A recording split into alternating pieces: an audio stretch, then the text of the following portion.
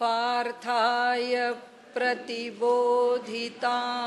भगवता नारायणेन स्वयं व्यासेन ग्रथितां पुराणमुनिना मध्ये महाभारतम् अद्वैतामृतवर्षिणीं भगवतीम् अष्टादशाध्यायिनीम् अम्ब त्वामनुसन्दधामि भगवद्गीते भवद्वेषिणीम् प्रपन्नपारिजाताय स्तोत्रवेत्रैकपाणये ज्ञानमुद्राय कृष्णाय गीतामृतदुहे नमः। सद्गुरु प्रपन्नपारिजाताय स्तोत्रवेत्रैकपाणये ज्ञानमुद्राय कृष्णाय गीतामृतदुहे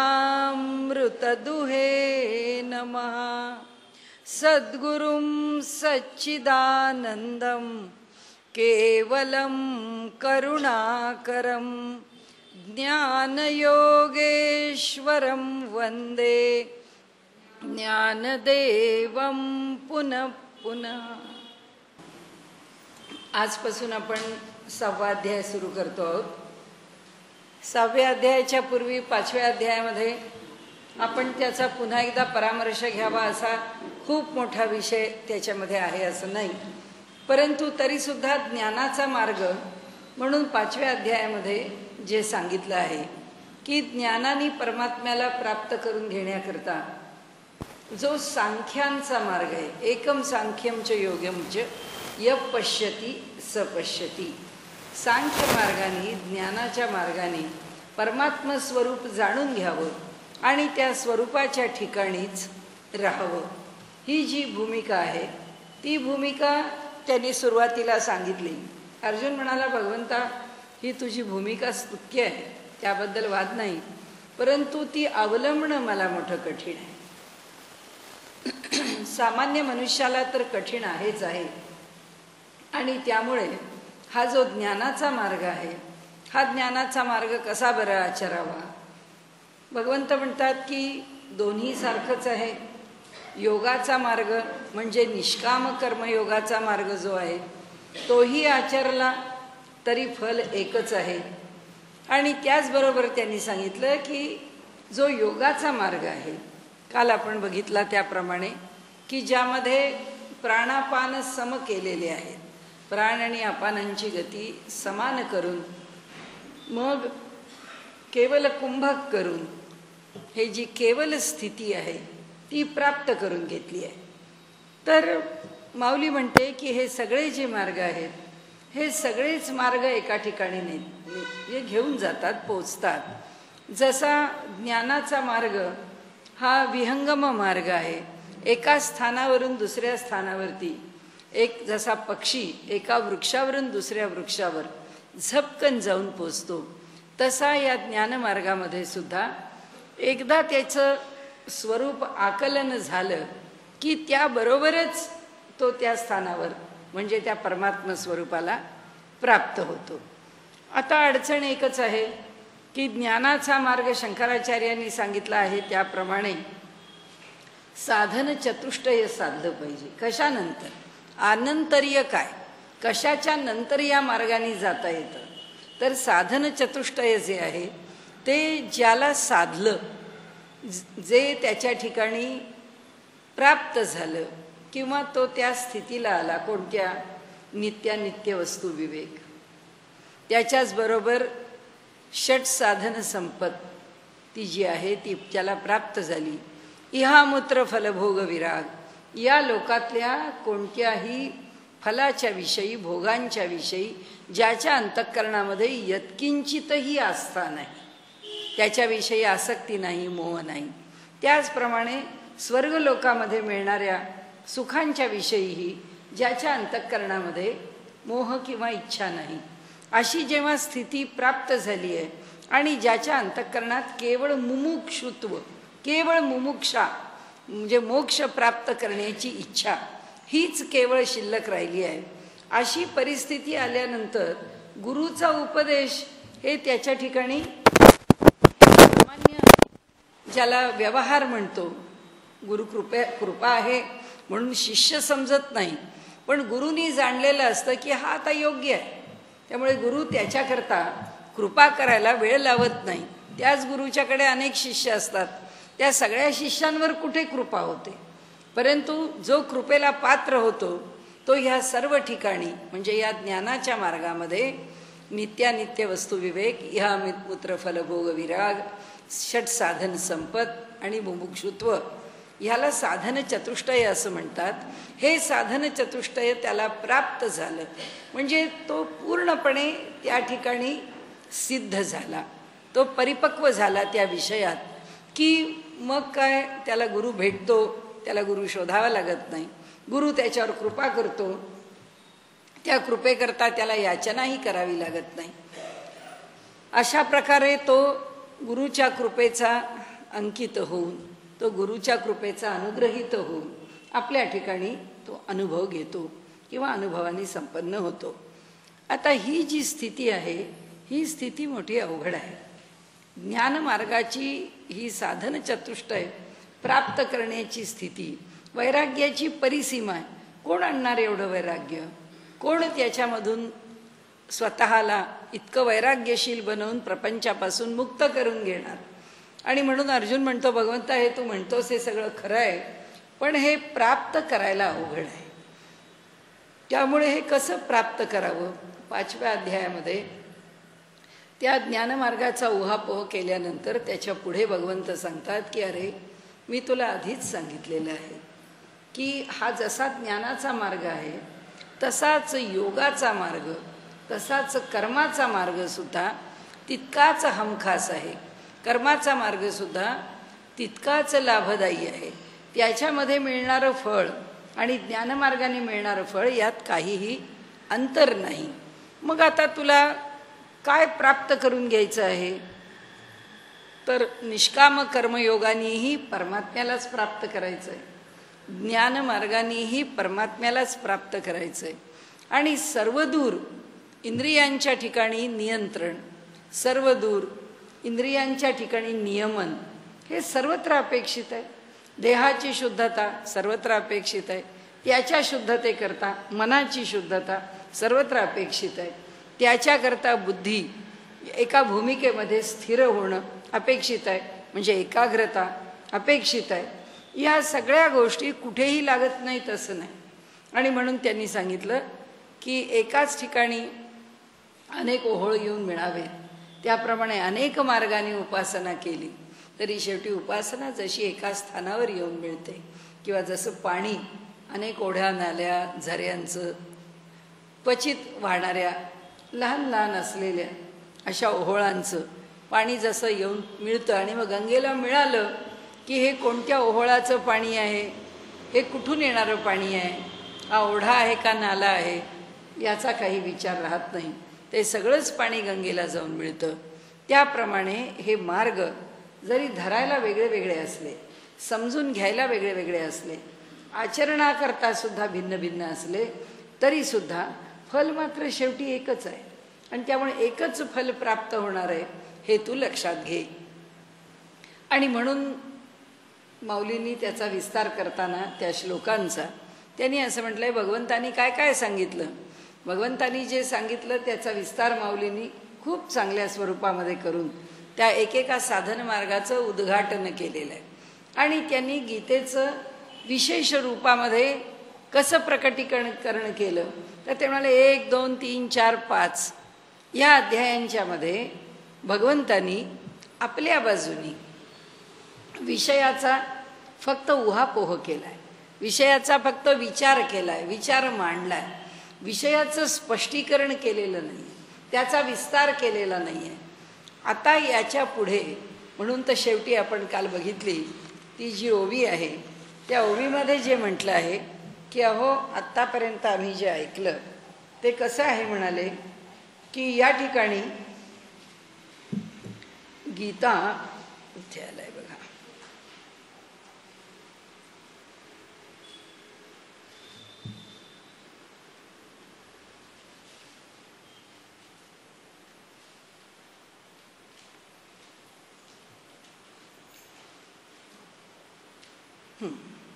आता ते म्हणतात की या ठिकाणी जे विषय मांडले, मागील ध्वनी आतू मज गमला सावी याची मोहितू, जो बलात्कारे असे म्हणतू परिस बापा.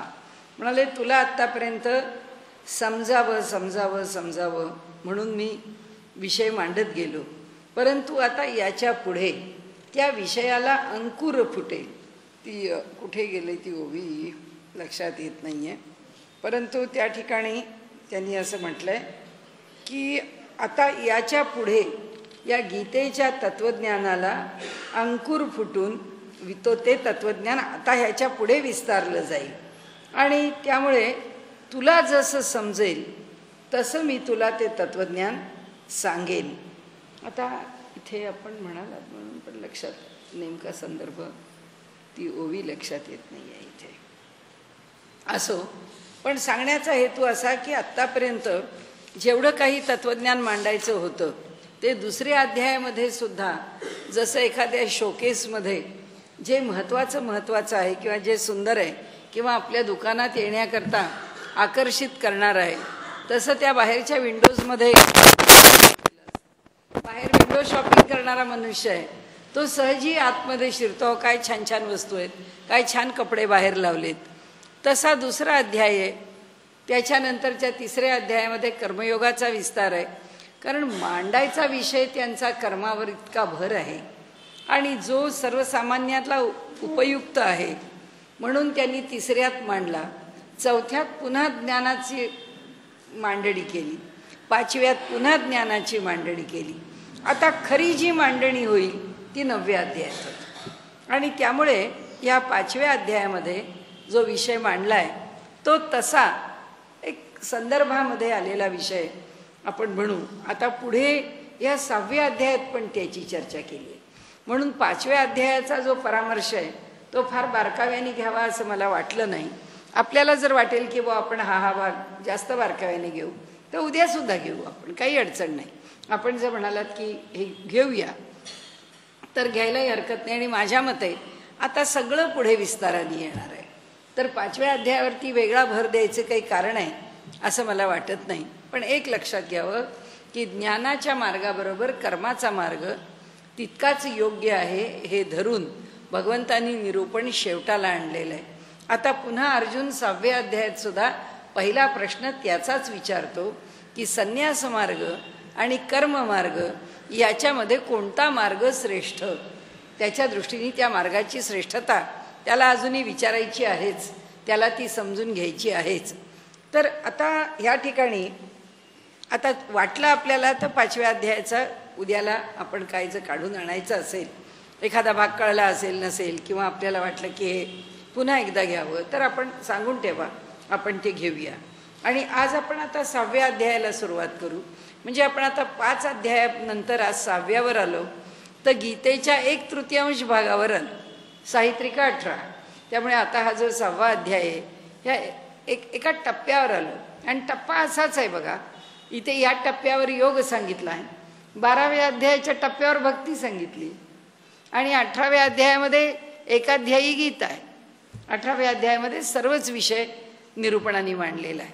त्यामुळे आता सगळ्याचा सारांश म्हणता येणार नाही, पण सगळ्याला न्याय देत ज्ञानेश्वरीमधले जे विशेष अध्याय आहेत त्यातला हा 6वा अध्याय आहे. या अध्यायाचं वैशिष्ट्य असं आहे, हा योगमार्गाचा आहे आणि आपल्याकडे वारकरी संप्रदायामध्ये भक्तिमार्गाला जास्त प्राधान्य असल्यामुळे आणि माहिती नाही आपल्याला कारण काय आहे, परंतु वारकरी संप्रदायामध्ये हा अध्याय जरा उपेक्षित आहे. ह्या अध्यायावरती विशेष कोणी निरूपण करत नाही किंवा ह्या अध्यायाच्या विशेष कोणी फंदात पडत नाही, कोणी त्याच्या विशेष पडत नाही आणि त्यामुळे एकूण वारकऱ्यांच्यामध्ये किंवा वारकरी वाङ्मयामध्ये फार थोड्या लोकांनी त्याच्यावर अधिक विस्ताराने निरूपण केलेलं आहे. धोंडा महाराज देगलूरकरांचं अजून निरूपण मी पाहिलं नाही. त्यांचे मुळामधलं जे निरूपण आहे ते आता चैतन्य महाराज प्रसिद्ध करण्याच्या मार्गावर असल्यामुळे एक एक भाग करतायत प्रसिद्ध, पण मी 6वा झालाय की नाही मला माहीत नाही. त्यांनी काम सुरू केलेलं आहे हे मला माहिती आहे. तर आपल्यापुढे मांडण्याचा हेतू असा की एक शंकर महाराज खंदारकर किंवा आपल्याकडे जी साखरे महाराजांची ज्ञानेश्वरी, या ज्या सगळ्या, किंवा भिड्यांची ज्ञानेश्वरी, हे सगळे जे ग्रंथ उपलब्ध आहेत त्याच्यामध्ये त्यांनी 6व्या अध्यायावरती खूप काही विचारांनी निरूपण मांडलं आहे किंवा खूप काही योगाचा विचार लक्षात घेतला आहे असं आपल्याला दिसत नाही. ज्ञानेश्वर महाराजांनी त्यांची विशेषता आहे, त्यांनी आधी अष्टांग योगाच्या आधाराने विषय तर पुढे नेलाच आहे, परंतु त्यांचा आवडता जो कुंडलिनी योग म्हणजे नाथ संप्रदायाचा जो योग, त्यांनी म्हटलेलंच आहे की पिंडे पिंडाचा ग्रासू तो हा नाथ संकेतीचा दंशू. नाथ संकेत, नाथांना मान्य असलेल्या परंपरेचा दंश म्हणजे मर्म जे आहे ते मर्म हे आहे, पिंडानी पिंडाचा ग्रास करायचा आहे. पिंडे पिंडाचा ग्रासू तो हा नाथ संकेतीचा दंशू, हे त्याचं सूत्र आहे. आता या सूत्रामध्ये इथे त्यांच्या कुंडलिनी योगाला महात्म्य द्यायचं किंवा कुंडलिनी योग विशेषत्वानी मांडायचा, त्यांनी का मांडला त्याची अनेक कारणं आपल्याला देता येतील. एक तर माऊलींच्या इतका कोण अधिकारी पुरुष ह्या संप्रदायामध्ये असणारा, गुरुपदिष्ट मार्गाने येणारा जो साधन संप्रदाय आहे तो कोण उघड करून सांगू शकणार. कारण त्याचा अनुभव घेऊन परिपूर्ण झाल्याशिवाय कुंडलिनी योग काय आहे हे सांगणं सोपं नाही आहे. कारण कुणीही माणसं त्या कुंडलिनी योगावरती बोलतात, लोकांकडे उपदेश करतात, लोकांना भ्रमित करतात. कारण आपण अनेकांना बघितलं, अनेकांच्या ठिकाणी पाहिलं की ते ज्या कुंडलिनीचा विचार मांडतात तो काही तितका योग्य असतो असं नाही. म्हणजे त्या साधन मार्गामध्ये अभ्यास करणारी मंडळी जेव्हा म्हणजे त्रास मनुष्याला काही व्हायला लागला, डोक्यात गरगरायला लागलं, काहीतरी पाठीत व्हायला लागलं, काही चमका यायला लागल्या, काही मुंग्या यायला लागल्या, आणि मग डॉक्टरकडे जाऊन डॉक्टरांना विचार, डॉक्टर हो हे सगळं मला असा त्रास होतोय, तेव्हा ते डॉक्टर म्हणतात बाई एक्सरे करून घ्या, कमरेचाही त्रास असू शकतो, स्पॉन्डिलोसिस पण असू शकतो. तर तिथे गेल्यानंतर त्यांना हे उत्तर अपेक्षित नसतं. त्यांना जे उत्तर अपेक्षित असतं ते असं असतं की तुम्ही एवढा ध्यानाचा अभ्यास करता, तुम्ही एवढा योगाचा अभ्यास करता, बहुतेक तुमची कुंडलिनी जागृत झाली असली पाहिजे, म्हणून तुम्हाला त्रास होतो, म्हणून तुमच्या पाठीतनं मुंग्या, हो ह्या मुंग्या नाही आहेत, ही कुंडलिनी वरवर प्रवास करते.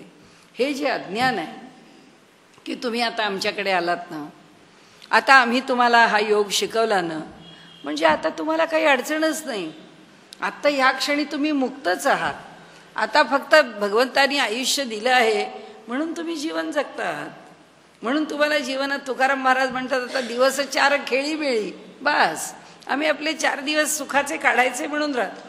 गुरुनी सांगावं, शिष्यांनी ऐकावं आणि शिष्यांनी आपल्या मनामध्ये काही संभ्रम निर्माण करून घ्यावा, हे सगळं भयंकर आहे. कारण एका बाईंनी असंच आपल्या डॉक्टरांच्याकडे आल्या आणि म्हणाल्या, डॉक्टर तुम्ही काही करा.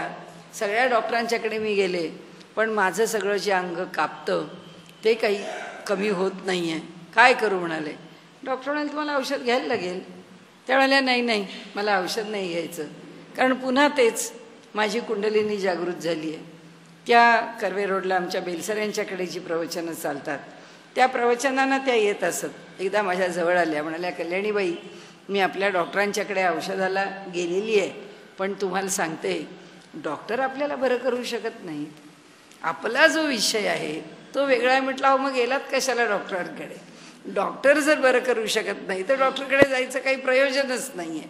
नाही म्हणाल्या अडचण माझी अशी आहे, आता तिथे आमचा 6वा अध्याय चालू होता. तर म्हणाल्या अडचण माझी अशी आहे, माझी कुंडलिनी जागृत झालीच आहे, पण म्हणाल्या ती कुंडलिनी वर जाताना माझ्या पाठीचे मणके थोडे वाकडे झाले, त्यामुळे ती झाली आहे वाकडी, आणि कुंडलिनी वाकडी झाली आहे म्हणून तिला वर पोचायला त्रास होतोय आणि तिला त्रास होतोय म्हणून मला त्रास होतोय. हे कोण एक्सप्लेनेशन देतं? हे स्पष्टीकरण कोण देतं? तथाकथित गुरु, तथाकथित मार्गदर्शक. आणि त्यामुळे अडचण अशी आहे ह्या सगळ्या गोष्टींच्या मध्ये की योगाचा विषय जो आहे फार लांबचं नाही, ज्याला आपण आता आपल्याला ही गुप्तता आपण का ठेवतो?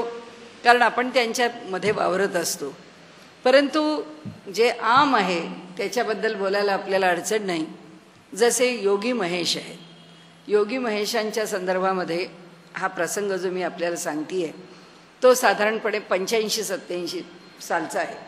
माझ्या ओळखीचे एक जण, आपल्याला माहिती आहेत, मला त्यांचंही नाव सांगायला अडचण नाही कारण ते सगळे संदर्भ लांबचे आहेत. त्यामुळे डॉक्टर लेले आपल्याला माहीत असतील तर आता ते जगभर आयुर्वेदाचा प्रसार करतात आणि पुष्कळ गोष्टी त्यांनी मंत्रांमधल्या, पुष्कळ गोष्टी वनस्पतींमधल्या, काही साधन मार्गातल्या, काही मेडिटेशनच्या, अशा सगळ्या अनेकांच्याकडनं गोळा करून ते परदेशामध्ये लोकांना त्याविषयीचं ज्ञान देण्याचा प्रयत्न करतात. तर ते म्हणाले मला की मी महेश योगींच्याकडे गेलो आणि मी त्यांना विचारलं की आपल्याकडे ध्यानाची काय पद्धती आहे, किंवा आपण परदेशामध्ये लोकांना जेव्हा ध्यान शिकवता तेव्हा त्या लोकांनी काय समजावं आणि त्याच्याविषयी काय प्रयत्नशील राहावं. तर आपल्याला विश्वाससुद्धा बसणार नाही. लोकांना पद्मासन घालायला सांगितल्यानंतर त्या पद्मासनामध्ये जो जास्त लांब उडी मारू शकतो तो योगमार्गामध्ये सिद्ध झाला आहे असं समजावं, हा क्रायटेरिया आहे. जगभरामध्ये इतक्या मोठ्या पातळीवरती योग शिकवणाऱ्या लोकांच्याकडे जर विषय असे येतात तर आपण काय म्हणायचं? आपण काही बोलू शकत नाही. त्याचं कारण असं आहे की आपल्याकडे मार्केटिंग प्रत्येक गोष्टीचं इतकं वाढलं आहे. म्हणजे समर्थांनी जे म्हटलं आहे की समाजामध्ये अत्यंत निस्पृहपणे लोकांना मार्गदर्शन करणारे लोक जेव्हा संपून जातात त्यावेळी समाजाला मार्गदर्शन करण्याकरता कुणीही उभा राहतो. आणि त्याला एकदा कळलं की जे बोलतो आहे ते विकलं जात आहे, ते एकदा कळलं की मग मार्केटिंगची सगळी तंत्र अवलंबली जातात आणि त्यामुळे मूळ अध्यात्माचा नाश आहे. मूळ अध्यात्मापासून समाज दूर आहे आणि दुर्दैवाने या अशांचं आकर्षण लोकांना आहे. आपल्याला आत्ता पुष्कळ मोठी मोठी माणसं दिसतात, त्यांना नावं ठेवायचं म्हणून आपल्याला हा विषय बोलायचा नाही. आपल्याला दुःख होतं की परंपरा कुठे? त्या परंपरेची ह्या लोकांनी जी खिल्ली उडवली आहे, त्याचा अपमान केला आहे, त्या परंपरेला विकृत केलं आहे, त्याची विटंबना केली आहे. जगभरामध्ये एक दिवस असा येईल की ज्या दिवशी आमच्या ह्या सगळ्या गोष्टींना अत्यंत बदनाम झालेलं स्वरूप असेल. तोपर्यंत जर आमच्या समाजातून चांगली परखडपणे आणि निस्पृहपणे आणि अत्यंत व्यासंगाने त्याचं निरूपण करणारी किंवा अधिकाराने त्याचा अनुभव घेतलेली माणसं जेव्हा लोकांना बघायला मिळणार नाहीत त्यावेळी ह्या ज्ञानाची मोठी परवड आहे. आजसुद्धा जगभरामध्ये लोकांनी योग मार्गाचा स्वीकार केला आहे. आसन प्राणायामाला संबंध जगाने भौतिक पातळीवरती स्वीकारून त्याचे लाभ मिळवण्याचा प्रयत्न केला आहे. समजा त्याच्यामधून जर निरनिराळ्या विकृती उभ्या राहिल्या, मी आपल्याला पूर्वी एकदा सांगितलं आहे की मी जेव्हा अमेरिकेमध्ये गेले तेव्हा माझे गुरुजी योगाचे VKS अय्यंगार की ते तिकडे पुष्कळ फिरलेले आहेत. त्यामुळे त्यांनी तिथे काय सांगितलं, त्यांचा फॉलोअर असं म्हणतात की जगभरामध्ये 10 कोटी लोक अय्यंगार योग मेथड फॉलो करणारे आहेत. तर त्यामुळे अमेरिकेत किती आहेत, कसे आहेत, त्यांची वेगवेगळी क्षेत्र काय आहेत, स्थानं काय आहेत, या सगळ्याचा मी मागोवा घेण्याचा प्रयत्न केला. मग तिथली योगाची मासिकं, त्यांची येणारी जर्नल्स सगळी पाहिली. त्याच्यामधून तिथे जे लोक इथून काहीतरी शिकून जातात आणि तिथे जाऊन लोकांना जे शिकवतात आणि त्याच्यातून त्या जर्नल्समधून जे लेख लिहितात ते सगळं वाचलं की आपलं मन उद्विग्न होतं आणि आपल्याला असं वाटतं कुठं नेणार आहेत हा विषय ते आणि काय करणार आहेत त्या विषयाचं. कारण जोपर्यंत त्याचा संस्कार कळत नाही तोपर्यंत तो विषय त्यांना समजणं शक्य नाही. आणि त्यांना या भूमीत राहून काहीतरी त्याच्या अनुषंगाने समजून घ्यावं लागेल. आता नुसतं ऑस्टेरिटी म्हणून काही माणसाला वैराग्य येत नाही. आणि त्या वैराग्याचं स्वरूप काय, तर फक्त मी बिस्किट खात नाही. एक एक त्यांच्या व्हीम्स आपण ऐकत गेलो तर आपल्याला खूप आश्चर्य वाटेल. असो, तो विषय मला आपल्यापुढे मांडायचा नाही. पण प्रत्येक वेळी माझ्या मनाला उद्विग्न करणारा त्या बाईंचा एक लेख आहे, ज्या लेखात त्यांनी सांगितलं की मी एवढी फिट आहे आणि माझ्याकडे शरीराला वळवण्याचं इतकं सामर्थ्य आहे की मी छोटीशी होडी समुद्रामध्ये टाकते, त्या होडीला एक तरफ बाहेर काढलेली आहे आणि त्याला स्प्रिंग ॲक्शन दिलेली आहे. त्याच्या टोकावरती मी शीर्षासन करते. ती स्प्रिंग हलत असताना, आता पहिली मुळी योगसूत्रामध्ये आसनाची व्याख्या स्थिरम सुखम आसनम आहे. स्थिर सुखम आसनम सोडून जर तू त्या स्प्रिंगवरती हलणाऱ्या तर्फेवर जर शीर्षासन करायला लागलीस तर आसनाची व्याख्या जी समजून घेत नाही, ज्याच्यामध्ये स्थैर्य नाही, इतक्या रजोगुणाच्या प्राबल्यामध्ये जर आसन केलं तर त्याचे लाभ त्याचे तोटे कशाचा तर विचार करावा लागेल. अशा प्रकाराने त्याची विकृती ही आपण पण एक असतं, दोन्ही गोष्टी की त्याचा प्रचार प्रसार व्हावा लागतो म्हणून काही गोष्टी स्वीकाराव्या लागतात. त्याच्यामध्ये चांगल्याबरोबर वाईटसुद्धा मग नक्कीच येतं. तर आज आपल्याला विषय मांडायचा आहे तो जो आज व्यवहारामध्ये ज्याला आम्ही योग म्हणतो, व्यवहारामध्ये ज्याला आम्ही आसन प्राणायाम म्हणतो, व्यवहारामध्ये जो आम्हाला अष्टांग योग म्हणून सांगितला जातो, त्या व्यवहाराचा या योगाशी कुठेही सुताराम संबंध येत नाही, कारण तो इतका अलीकडचा आहे. आणि माऊलींनी सांगितलेला योग इतक्या पलीकडचा आहे की 4 आसनं केली आणि रोज योगाच्या वर्गाला गेला की मनुष्य आपल्याला योगाचार्यच समजायला लागतो.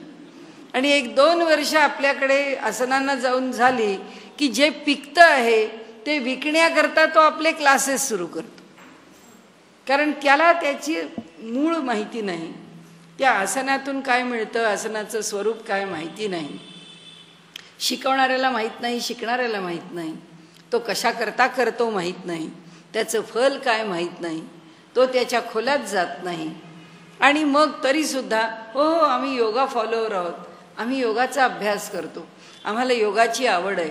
पण कुठला योग, आम्ही काय करतो, हा की फिट प्रोग्राम आहे की आमचं शरीर तंदुरुस्त राखण्याकरता जे अनेक व्यायाम प्रकार स्वीकारले जातात, ॲडॉप्ट केले जातात, त्यातला योग प्रकार हे एक ॲडॉप्शन आहे. ठीक आहे, आमच्या हेल्थ करता, आमच्या आरोग्याकरता आम्ही ते स्वीकारलं आहे. योग इथे नाहीच आहे, योगाचं हे स्वरूपच नाही आहे. आणि त्यामुळे पतंजली योगसूत्राचा अभ्यास केला तर त्या योगसूत्रामध्ये या योगाच्या विषयी जे सूक्ष्मतेने सांगितलं आहे त्याचा विचार केला तर, आणि काय पल्ला गाठायचा आहे हे जर समजून घेण्याचा प्रयत्न केला तर आपण निदान भारतामध्ये तरी, परदेशाकडून अपेक्षाच नाही आहे, पण भारतातल्या लोकांनी तरी आपल्या शास्त्रांचं कृपा करून विकृतीकरण करू नये आणि त्या विकृत स्वरूपामध्ये समाजामध्ये त्याचा प्रसार करू नये. विषय जाणून घ्यावा, त्याची लोकांना प्रामाणिकपणाने जाण द्यावी. आम्ही फक्त तुम्हाला आसनं शिकवतो, जी आसनं शिकवतो त्याचा मूलभूत परिणाम काय आहे आम्हाला माहीत नाही. त्या आसनांच्या मुळाशी कुठे पोचायचं आहे म्हणून आसनात प्रवेश केला आहे आम्हाला माहिती नाही.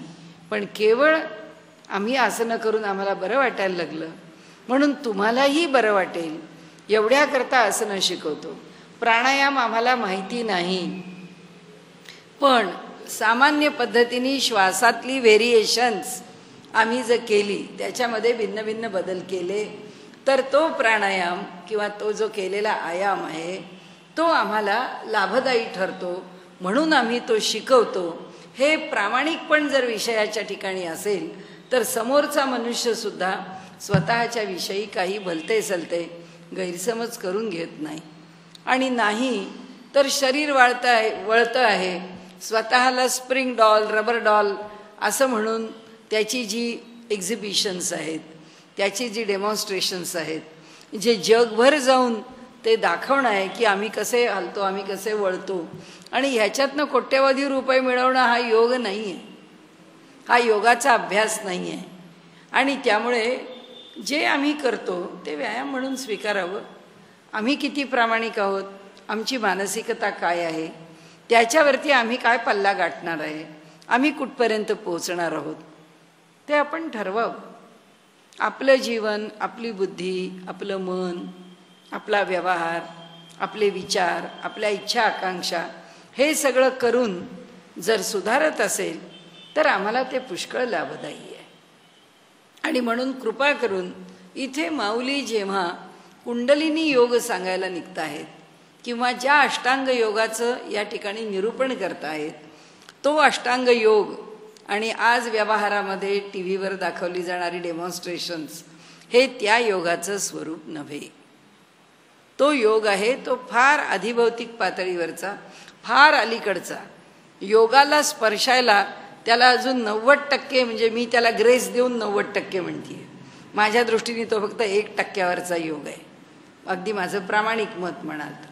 पण आपण असं म्हणायचं नाही म्हणून 10% त्याला आपण सन्मान करू आणि 90%चा पल्ला गाठायचा आहे असं म्हणू. आणि त्या व्यावहारिक योगाने असं काही साधलं जात नाही. आणि म्हणून माऊलींनी जेव्हा कुंडलिनी योग सांगितला आहे त्यावेळी त्या कुंडलिनी योगाचं जे स्वरूप आहे त्याची ऑथेंटिसिटी, त्याची निश्चितपणे अधिकारिता ही त्यांनी सिद्ध करून टाकलेली की कुंडलिनी योग काय आहे.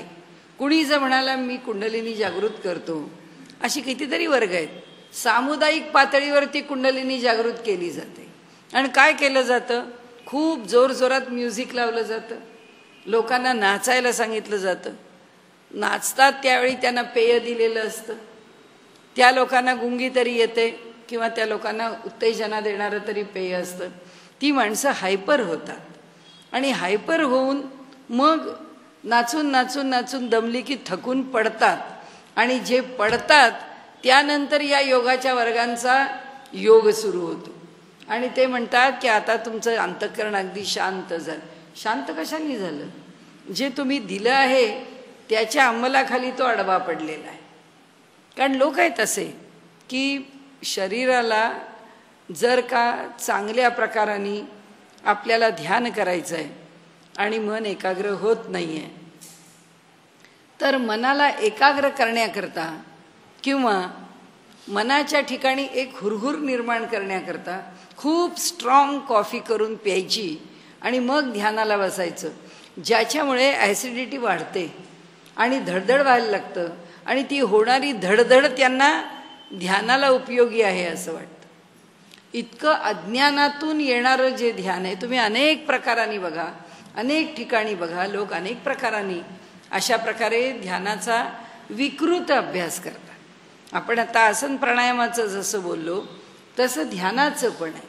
म्हणजे ध्यानाला बसल्यानंतर सुद्धा शरीर ताठ, पाठीचा सबंध मणके म्हणजे पाठीचा कणा योग्य प्रकाराने त्याच्या प्रपोर्शनमध्ये, नुसता ताठ नाही ठेवता येत, त्याच्या नैसर्गिक स्थितीमध्ये त्याला ह्या माकड हाडापासून वरती, कमरेच्या पासून पुन्हा एकदा वरती, दोनही पातळीवरती हे वरचं शरीर म्हणजे हे जे धडाचा खालचा, कमरेच्या खालचा भाग आणि धडाचा कमरेच्या वरचा भाग, खालचा भाग खाली आणि वरचा भाग वरती, हा तोलून धरण्याकरता एका विशिष्ट पद्धतीने पाठीचा कणा एका विशिष्ट स्थितीमध्येच ठेवावा लागतो.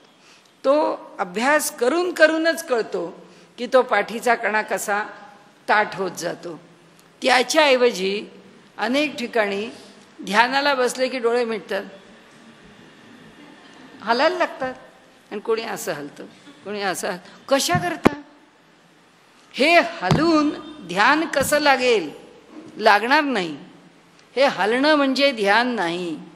आणि लोक सांगतात अहो नाही, माझं एकदा मी ट्रान्समध्ये गेले की मग काही होतं नाही. हे पहिल्या क्षणापासून ट्रान्समध्येच, कारण शेजारची ट्रान्समध्ये गेलेली असते, समोरचा ट्रान्समध्ये गेलं, मग आपण पाहिजे तेही घुमायला लागतात. हे योग नाही. पतंजलींनी ह्याला योग म्हटलं नाही. माऊलींनी त्या योगाचं स्वरूप फार स्पष्ट सांगितलं आहे. म्हणून कुठल्याही मार्गाला आपण जसं आत्तापर्यंत अनेक वेळा बोललो की भक्ती मार्गाने जायचं आहे, ह्या संप्रदायाला स्वीकारायचं का, या व्यक्तीला गुरु मानायचं का, त्याचा निकष एकच आमच्या महाराष्ट्राकरता, तो ज्ञानेश्वर, नामदेव, तुकाराम, समर्थ, एकनाथ यांच्या जातीतला आहे का, तर त्याला गुरु करावं. त्या जातीतला नसेल तर आपल्याला भानगडीत पडायचं कारण नाही. आपले ग्रंथ हेच गुरु आहेत. आणि त्यामुळे योगमार्गात सुद्धा तेच आहे. आत्ता अलीकडच्या काळामध्ये आपल्या महाराष्ट्रामध्ये श्रेष्ठ पुरुष एकटे एक वासुदेवानंद सरस्वती आहे की ज्यांनी योगमार्गामध्ये फार मोठा पल्ला गाठलेला आहे. त्यांच्यासारखा सत्पुरुष आम्हाला भेटला का? तो भेटला, त्यांनी आम्हाला सांगितलं. लोक सांगतात की नाही नाही ते आम्हाला माहिती आहे. आणि कारण नसताना ती आणखीन एक आहे की माणसाच्या ठिकाणी एक हौस असते की मी जे करते आहे किंवा करतो आहे ते दुसऱ्याला कळलं पाहिजे. आणि ते कळण्याकरता सांगण्याची पद्धत अशी की अहो मी अशा प्रकारे करतो म्हणजे हे बरोबर आहे ना. म्हटलं कोणी तुम्हाला सांगितलं? नाही माझ्या ओळखीच्यांनी सांगितलं, किंवा मी त्या ग्रंथामध्ये बघून करतो. ज्या ग्रंथात बघून करता त्या ग्रंथाच्या कर्त्याला विचारणं शक्य असेल तर विचारा. त्या ग्रंथाला अनुसरणारा कुणी अधिकारी असेल तर त्याला विचारला. अहो तिसऱ्याचं औषध घ्यायचं आणि चौथ्याला पथ्य विचारायचं हे काय प्रकरण आहे? ज्याचं औषध त्याचं पथ्य बघा. आयुर्वेदाचं औषध घ्यायचं आणि ॲलोपॅथीचं पथ्य करायचं, होमिओपॅथीचं औषध घ्यायचं आणि युनानीचं पथ्य करायचं, असं कसं होईल? ज्याच्या हे विचारायचं कुणालाच नसतं. फक्त मी हो तुम्ही असं करता का, वा वा काय ठीक आहे. असे कैक लोक आहेत की आम्ही ओंकार असा म्हणतो असं म्हणून दाखवतात की आमचा ओंकार असा असतो, आमचा ओंकार इतका टिकतो. बघा बरोबर आहे ना. म्हटलं आम्ही कोण सांगणार, आम्ही काही ओंकार करत नाही. त्यामुळे आम्हाला काही ओंकार माहिती नाही, तो कसा करावा हे माहिती नाही. त्यामुळे तुम्ही ज्यांच्याकडून शिकलात त्यांना विचारा की तो कसा आहे. याचा अर्थ एकच आहे की मनुष्य महंती करता अनेक गोष्टी करतो, त्याला महंती पाहिजे असते. मी हे करतो, मी ते करतो, मी ते करतो, याकरता मनुष्य करत राहतो. योगमार्ग असाही नाही. पतंजलींनी योगामध्ये ध्यान ही गोष्ट कितव्या क्रमांकावर दिली आहे? 7व्या. हा योग अष्टांग योग आहे. त्या अष्टांग योगातल्या 7व्या क्रमांकावर ध्यान आहे. आणि हे दुसऱ्या किंवा तिसऱ्या दिवशी योग वर्गात गेल्याबरोबर ह्यांचं ध्यान लागलेलंच असतं. इतकं जर सोपं असेल तर योगमार्ग काय कसाही सिद्ध झाला असता, असं होत नाही. हे सगळं बोलण्याचं कारण काय? एवढंच आहे की त्याच्यातून आपल्या शरीरामध्ये विकृती निर्माण करून घेऊ नयेत. म्हणजे जर आपण कितीतरी लोक पाहतो की त्या योगवर्गाला जाऊन जाऊन त्या लोकांनी आपल्या देहावरती अनिष्ट परिणाम करून घेतलेले आहेत. नुसती भुवयाच उडत राहतात, या ठिकाणी स्फुरणच येत राहतं, डावा गाल उजवा गाल नुसता थरथरतच राहतो, मान सारखी हलत राहते, डोकं असं असं असं होत राहतं, ब्लड प्रेशर वाढतं, हार्ट प्रॉब्लेम येतो, किती कांना येतो. कारण त्याचं कारण आहे योग्य मार्गाने जर ध्यानाचा अभ्यास झाला नाही, योग्य मार्गाने जर प्राणायामाचा अभ्यास झाला नाही तर ते चालणार नाही. रामदेव बाबांनी सुद्धा हजारो लोकांचे जेव्हा वर्ग घेतात तेव्हा त्यांनी त्यांच्या पद्धतीने सिद्ध केलेला एक सेट दिलेला आहे त्या आसनांचा, तो प्राणायामाचा, तो करा असं म्हणतात. पण जेव्हा आपण प्रत्यक्ष उपासनेला बसतो, जेव्हा आपण प्रत्यक्ष योगाचा अभ्यास करायला लागतो तेव्हा त्याची फलं काय आहेत किंवा त्याचे परिणाम काय आहेत हे आपल्याला अभ्यास करायला लागल्यानंतर कळतं आणि त्याचं गांभीर्य पण कळतं. एक साधं दीर्घ श्वसन करायचं असेल तरीसुद्धा दीर्घ श्वसन कसं व्हावं, ते श्वसन कशाशी जोडलं जावं. कारण योगमार्गाचं वैशिष्ट्य असं आहे की योगमार्ग हा शरीराने अवलंबायचा आहे, त्याच्यामध्ये शरीराला प्राधान्य आहे, त्याच्यामध्ये मनाचं नियंत्रण साधायचं. योगश्चित्तवृत्ती निरोधा, योगामध्ये चित्ताच्या वृत्तींचा निरोधच करायचा आहे. पण कोणत्या माध्यमातून? भक्तीच्या माध्यमामध्ये. जसं अहंकाराला हाताशी धरलंय की भगवंताच्या चरणावरती अहंकाराची अत्यंतिक निवृत्ती ती ज्या प्रमाणात साधेल त्या प्रमाणात भक्ती साधेल, त्या प्रमाणात वैराग्य येईल, त्या वैराग्याबरोबर अंतःकरणात प्रेम उत्पन्न होईल. भगवंताविषयीचा जो आदरभाव आहे, जो त्याचा महिमा आहे, हे सगळं केव्हा कळेल त्या भक्तीमध्ये? जेव्हा त्या भक्तीत मी पण सुटेल, मी माझं हे सुटेल आणि तो केवळ तोच, एवढं जेव्हा स्मरणात राहील तेव्हाच ती भक्ती आपल्याला त्या मार्गाने पुढे घेऊन जाईल. योगमार्गामध्ये काय आहे? योगाची व्याख्याच योगश्चित्तवृत्ती निरोध आहे. योगामध्ये चित्ताच्या वृत्तींचा निरोध करून वृत्ती संपवून जी चैतन्याची केवल अवस्था आहे ती प्राप्त करायची. म्हणून लगेच पुढचं सूत्र आहे, तदा द्रष्टुः स्वरूपे अवस्थानम. मग तो द्रष्टा, त्यावेळी तो द्रष्टा आपल्या मूळ रूपाला प्राप्त होतो. ही त्यातली स्थिती आहे.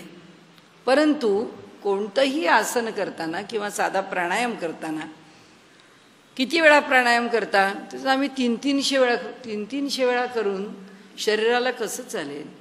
समजा नाडी शोधन आहे, एकेका बाजूला जर 100 वेळा करायला लागलो, तसंच 100 वेळा 100 वेळा आणि 100 वेळा हे जर केलं तर 400 वेळा करणं आहे.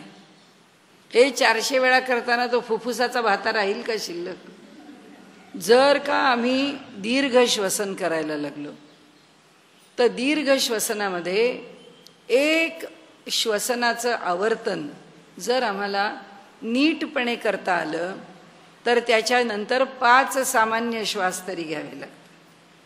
तेव्हा त्या फुफ्फुसाला दिलेली जी आम्ही व्यायाम किंवा इलास्टिसिटी किंवा त्याला कधी ताणणं किंवा त्याचा कधी संकोच करणं हे जे आहे हे तेव्हाच साधेल. हा एक भाग. हे सगळं आपण आत्ता का बोलतो आहे याचं गांभीर्य एवढ्याच करता आहे की श्वास किती वेळा घेतो, श्वास किती वेळा सोडतो, याच्यामध्ये ऑक्सिजन बाहेरून आत घेणं आणि आतमध्ये त्या ऑक्सिजन ज्या ज्या पोकळ्यांमधून किंवा फुफ्फुसांमध्ये ज्या ज्या कोशांमध्ये तो ऑक्सिजन जातो आणि त्यातली घाण आणि त्यातलं कार्बन डायऑक्साईड सगळं घाणच आहे, ते जेव्हा तो ते बाहेर काढतो, त्या बाहेर काढलेल्या कार्बन डायऑक्साईडला बाहेर जाऊ न देता आधीच लगेच दुसरा ऑक्सिजन आत घेतला, पुन्हा तसंच त्याला बाहेर सगळा कार्बन डायऑक्साईड बाहेर पडणारच नाही. आतमध्ये काही रेसिड्युअल असेलच, काही शिल्लक राहणारच आहे. पण जर का त्या श्वासाचं नियंत्रण आपल्याला योग्य कळलं नाही तर शरीरामध्ये तो कार्बन डायऑक्साईड राहून राहून पहिला परिणाम मेंदूवर होतो. कारण कार्बन डायऑक्साईडचा परिणाम अगदी डायरेक्टली प्रपोर्शनल कोणाला आहे तर पेशींच्या हेल्थला आहे, सेल्युलर हेल्थ. कारण तुमच्या ज्या पेशी आहेत त्या पेशींचं सामर्थ्य टिकू शकत नाही. आणि त्यामुळे योगमार्ग आज ज्या स्वस्तपणे अभ्यासला जातो त्याचं गांभीर्य इथे आहे. किती दिवसांनी कळेल हे सगळं आपण करतोय हे योग्य आहे का अयोग्य आहे? हे आपल्याला दीर्घकालानंतर कळेल. जेव्हा बिघडेल तेव्हा कळेल आणि जेव्हा बिघडेल तेव्हा मागे येणं अवघड होईल. आणि म्हणून कुठेही योग म्हणजे प्राणायाम किंवा योग म्हणजे आसन याचा अभ्यास करताना कुणी करावा, कसा करावा, किती करावा, ब्लड प्रेशर असेल तर कसा करावा, हार्ट प्रॉब्लेम असेल तर कसा करावा, जर का त्याला डायबिटीज असेल तर कसा करावा, किंवा आर्थरायटिस आहे कसा करावा, कुणाला जी म्हणून दुखणी आहे त्या अनेक दुखण्यांचा विचार, कुणाला स्टमक डिसऑर्डर असते, पोटाची जठराच्या समस्या असतात, त्यांनी काय करावं, किती आणि कसा व्यायाम करावा हे जर आम्ही समजून नाही घेतलं तर योग ह्या शब्दाला आणि त्या शास्त्राला आम्ही बदनाम करत राहतो. आणि आम्ही त्याचे जे विपरीत परिणाम आहेत ते आम्हाला भोगावे लागतात. म्हणून कोणत्याही आतताईपणाने त्याचा विषय समजून न घेता आम्ही योगाचा अभ्यास करावा असं वाटत नाही. हे सगळं वरवरचं झालं. पण इथे प्रत्यक्ष योगमार्गामध्ये भूमिका जर काही असेल तर एकच आहे. आसनांच्या पातळीवरती जर आम्ही एखादं आसन करतोय, साधं ताडासन जरी घेतलं तरी ताडासनात जेव्हा आम्ही जातो आणि जेव्हा ताडासनात आम्ही उभे राहतो तेव्हा पायापासून अगदी बोटाच्या नखाच्या ठिकाणापर्यंत ऊर्जेचं काय होतं. कारण योगाभ्यास हा ऊर्जेकरता आहे. कारण आम्हाला पृथ्वी माता नैसर्गिक ग्रॅव्हिटेशनल फोर्सनी खाली जेव्हा खेचून घेते त्याच वेळी कोणताही फोर्स एकेरी नाही आहे, तो दुहेरी आहे. त्याच वेळी ती तिच्याकडून खालून आम्हाला वरती काही सामर्थ्य देतच असते. नुसते आम्ही पाय जमिनीवर रोवून उभे नसतो, त्याच पायांना जमिनीतून ऊर्जा मिळत असते. अशी जर ऊर्जा किंवा तिचा संपर्क नसता तर आपल्याकडे देवाला नमस्कार करताना सुद्धा आसनावर उभे राहा म्हटलं नसतं. कारण जी ऊर्जा आम्हाला प्राप्त होते ती त्या देहामध्ये राहिली पाहिजे. हा आणखीन एक वेगळा विषय.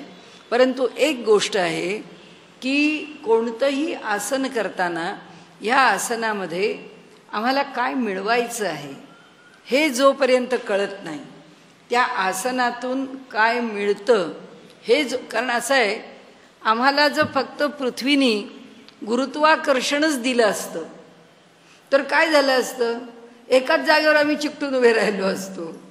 तिने आम्हाला पाऊल टाकायला जागाच दिली नसती. नाहीतर एक पाऊल पुढे पडलं पुन्हा दुसरं पाऊल पुढे पडलं म्हणजे केवढी प्रोसेस आहे की एक पाऊल एका ठिकाणी स्थिर राहत आहे त्याच वेळी दुसरं पाऊल उचललं जात आहे. म्हणजे गुरुत्वाकर्षणाचा लाभ ह्या पावलाला आहे आणि गुरुत्वाकर्षणाच्या विरोधात कार्य करण्याचा लाभ या पावलाने घेतलेला आहे. जेव्हा एका वेळी दोन गोष्टी आम्ही करतो त्यावेळी आम्हाला कळतं की तिच्याकडून खालून मिळणारी जी ऊर्जा आहे आम्हाला. आता ज्या म्हाताऱ्या माणसांना जेव्हा पाऊल उचलता येत नाही तेव्हा त्यांना त्या अगेन्स्ट ग्रॅव्हिटेशनल फोर्स त्यांना त्यांची एनर्जी वापरता येत नाही. आणि मग तेव्हा काय करावं, पाय काही उचलून टाकता येत नाही, पाय खरडत पुढे न्यावा लागतो, पाय घसपटत पुढे न्यावा लागतो. कितीतरी गोष्टी आहेत की ज्याचा विचार एकदा शरीर आसनांच्या करता स्वीकारलं की त्या शरीराचं काय करायचं, ते शरीर कसं वापरायचं, त्या शरीरावर केलेल्या आसनांचे परिणाम काय होतात, या सगळ्याचा विचार केल्याशिवाय आसनांच्या भानगडीत पडू नये. फार हलकी हलकी कुठेतरी शरीराची हालचाल होणं म्हणजे काही फारशी आसनं करणं नव्हे. पण एखाद्यानी साधन म्हणून जर आसन स्वीकारलं तर त्यांनी फार चांगलं आणि योग्य मार्गदर्शन घेतल्याशिवाय त्या आसनांचा अभ्यास करू नये ही गोष्ट मात्र निश्चित आहे. आता या ठिकाणी ज्याचा अभ्यास केला आहे या ठिकाणी हे सगळं आता मागे पडतं. या ठिकाणी आचरण यमनियमानी आहे, आसन प्राणायामाने चित्ताची शुद्धी आहे, प्रत्याहाराने इंद्रियांच्या ठिकाणी बाहेरची जी धाव आहे ती धाव सोडून मनाला मुरडून आतमध्ये घेतलेलं आहे, धारणेनी मन बरोबर एका ठिकाणी बांधून ठेवलेलं आहे, ध्यानाने अंतःकरणाची एकाग्रता वाढवली आहे आणि समाधी ही त्याची परिणती आहे. आणि समाधी हा एक शब्द ऐकायला सोपा आहे पण पतंजली योगसूत्रामध्ये त्या समाधीचं स्वरूप जर आपण शिकत आणि पाहत गेलो तर पल्ला फार दूरचा आहे. आणि म्हणून माऊलींनी इथे 6व्या अध्यायात म्हटलंय, बोचरिया चणे खाणे लोखंडाचे. तोंडातले दात काढून टाकावे लागलेत तरी सुद्धा अन्न म्हणून काय मिळालंय, लोखंडाचे चणे मिळालेत. आता त्या हिरड्यांनी लोखंडाचे चणे कसे खावेत, तसा म्हणाले हा योग आहे. हा योग इतका अवघड आहे की बोचरिया लोखंडाचे चणे, त्या बोचरिया माणसाला लोखंडाचे चणे खाणं आहे. सांगण्याचा फक्त या सगळ्या मागचा हेतू एकच आहे की व्यावहारिक पातळीवरती त्याचं खूप विकृतीकरण, त्याचं पुष्कळ प्रकारांनी अगदी पातळ केला योग, फार डायल्यूट झाला आहे तो योग. त्या योगाला त्याचं मूळचं स्वरूप राहिलेलं नाही. आणि हे स्वरूप तर आम्हाला बघायला मिळणारच नाही. आता कोण कुठे असेल आपल्याला माहीत नाही, पण अलीकडच्या काळात 60-70 वर्षापूर्वी मात्र वासुदेवानंद सरस्वती होते की जे आमच्या महाराष्ट्रामध्ये त्यांनी हा सगळा प्रयोग यशस्वीरित्या लोकांना दाखवलेला आहे की योगमार्गात काय होतं, योगमार्गाच्या सिद्धी काय, योगमार्गातली साधना काय, योगमार्गातलं वैराग्य काय, या सगळ्या गोष्टी त्यांनी समाजापुढे मांडलेल्या आहेत. बाकीचा योग आहे आसन प्राणायामाचा, ते मार्केटिंग आहे असं समजावं आणि आपल्याकरता तो भौतिक पातळीवर आहे असं समजून आपण त्या योगाला आपण जिथे आहोत तिथे विराम द्यावा, आपण जिथे आहोत तिथे थांबवावं. त्याची ॲप्लिकेशन्स कुठे देऊ नये की हे वाचताना हो हो यात जे सांगितलं ना हो तसंच मला होतं, कसं होईल, यात जे सांगितलं आहे ते होणार नाही. कुठल्याही गोष्टीचं जेव्हा उत्तर दिलं जातं किंवा माणसं थोडंफार काही मिळवण्याचा प्रयत्न करतात तेव्हा लगेच त्या अनुभवाच्या कक्षेत शिरलेलेच असतात असं असत नाही. त्यांनी अगदी फार शेवटच्या अवस्थेपर्यंत सुद्धा हा आभास आहे असं म्हटलं. सगळे अनुभव आहेत ते आभासात्मक आहेत. ईश्वराचं दर्शन घडलं हा सुद्धा योगाने सांगितलंय आभास आहे. त्यांना फक्त रोकडं चैतन्य पाहिजे, दुसरं काही नको. त्यांनी जो विषय मांडला आहे मोठा खडतर विषय आहे आणि त्यामुळे इथे सुद्धा माऊलींना माहिती आहे हा विषय अतिशय खडतर आहे, लोकांना समजून घ्यायला फार अवघड आहे. आणि म्हणून माऊली म्हणते की कमाल माझी आहे बघा, अरूपाचे रूप दाविना. मी जे दिसू शकणार नाही त्याचं रूप तुम्हाला प्रकट करीन आणि अतिंद्रिय परी भोगवीन इंद्रिया करवी. जे अतिंद्रिय आहे, जे इंद्रियांना साध्य नाही, जे इंद्रियांच्या पलीकडचं आहे ते मी तुम्हाला इंद्रियांनी समजावून देण्याचा प्रयत्न करीन. ही त्यांची कमाल आहे, म्हणून विषयाचं सोपेपण नाही आहे. तर आता त्यांनी जो नमन आहेत ज्ञानेश्वरीतली त्यातलं इथे नमन आहे आणि ते नमन मोठं सुंदर आहे. आता त्यांचा आवडीचा अध्याय आहे, त्यांच्या आवडीचा विषय आहे. आता बघा त्यांची वाणी अशी काही नृत्य करतीये आणि असा त्यांना आनंद झालेला आहे की तो सारखा कसा उसळून उचंबळून येतोय आपल्याला कळतं. त्या 6व्या अध्यायात 9व्या अध्यायात त्यांचा 9व्या अध्याय सुद्धा भयंकर आवडता लाडका अध्याय, 13वा अध्याय, की त्यांची वाणी जी आहे तिला विशेष रस प्राप्त होतो.